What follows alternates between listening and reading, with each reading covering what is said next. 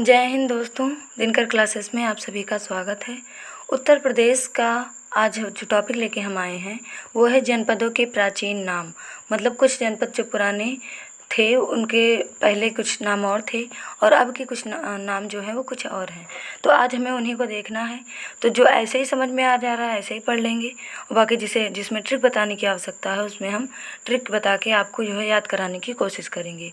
तो लिखा हुआ है आपका उत्तर प्रदेश के प्रमुख जनपदों के प्राचीन नाम में जो पहला है वो क्या है? कान्हपुर। कान्हपुर और कानपुर, इसकी जो साउंड है एक दूसरे से मिलती है, तो इसमें जो है किसी ट्रिक की आवश्यकता नहीं है आपको। कानपुर कानपुर है ना, तो कानपुर आपका प्राचीन नाम है और कानपुर क्या है? आपका नवीन नाम है। आगे है कोइल और हरिगढ़ और कोल, ये किसका नाम था? अलीगढ़ का नाम था। कोइल, हरिगढ़, कोल और अलीगढ़, मतलब इसी का नाम अब है क्या? अलीगढ़।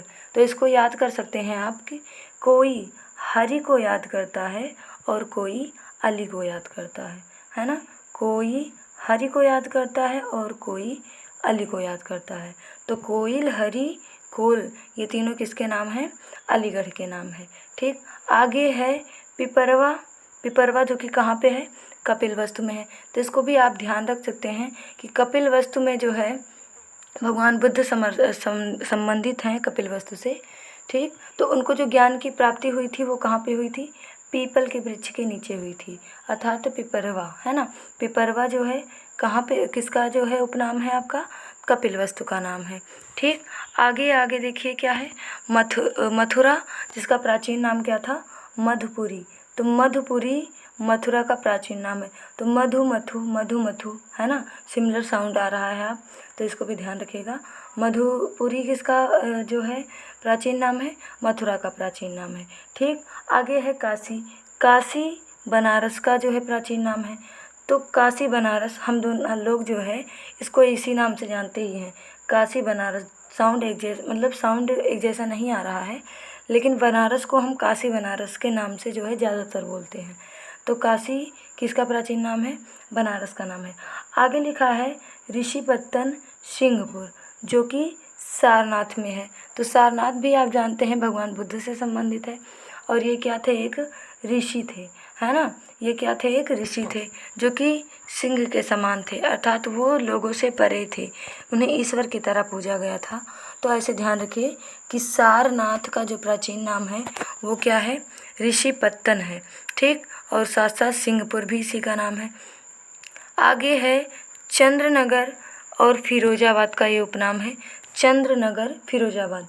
ठीक। तो यहाँ चंद्र से आप बनाए चंद्रमा और फिरोजा में शब्द निकालिए रोजा। जब महिलाएं जो है रोजा रहती हैं तो चंद्रमा को देखकर अपना रोजा तोड़ती हैं, है ना। जो मुस्लिम लोग होती हैं, मुस्लिम में जो त्यौहार होते हैं ईद वगैरह, तो उसमें चंद्रमा जो है महत्वपूर्ण होता है। चंद्रमा को देखकर ही वो लोग अपना रोजा तोड़ते हैं। ठीक। तो ध्यान रखिएगा, रोजा तोड़ते हैं कैसे? चंद्रमा को देखकर, अर्थात चंद्रनगर किसका प्राचीन नाम है? फिरोजाबाद का है।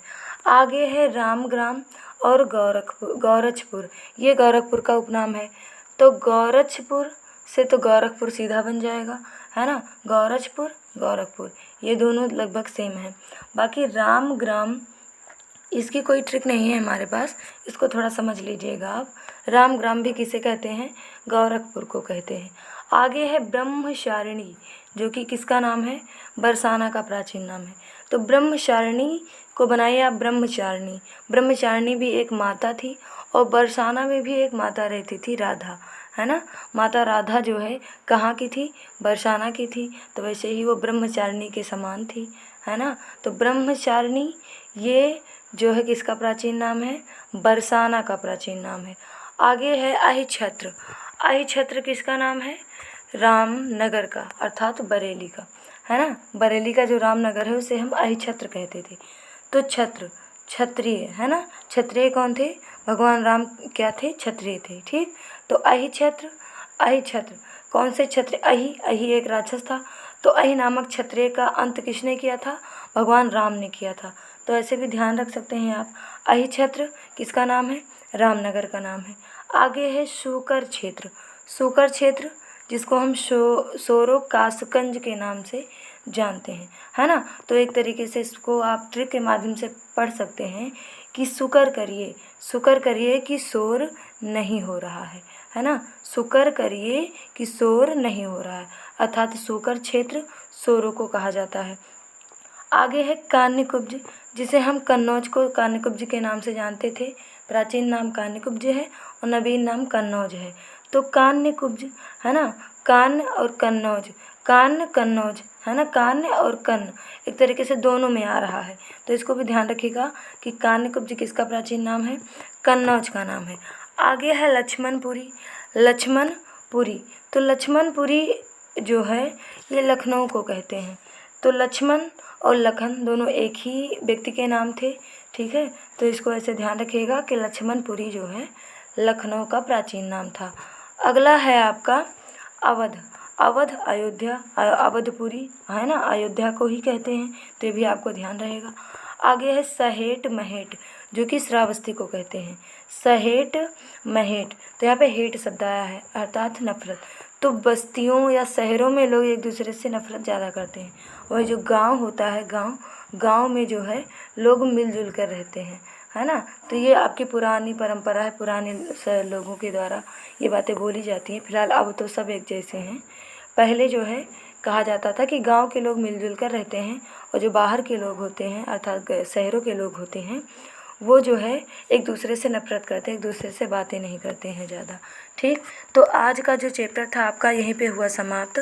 ज़्यादा नहीं था, प्राचीन जनपद जो थे उनके कुछ नवीन नाम, प्राचीन नाम, केवल इन्हीं को हमें देखना था। तो लगभग ये सारे आपके थे।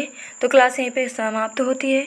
चैनल को सब्सक्राइब एंड लाइक करिएगा, और अगर पसंद आए या फिर मान लीजिए कोई कमी ही हो तो उसको जो है आप कमेंट के माध्यम से हमें बताइए, ताकि हम अपने जो है वीडियोज़ में सुधार ला सकें। धन्यवाद।